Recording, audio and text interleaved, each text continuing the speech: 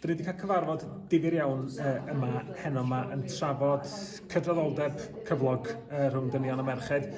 Mae'r gap rhwng dynion a merched yn llawer gormod yn Ynys Môn, bod o wedi gwella chydig bach yn ddiweddar.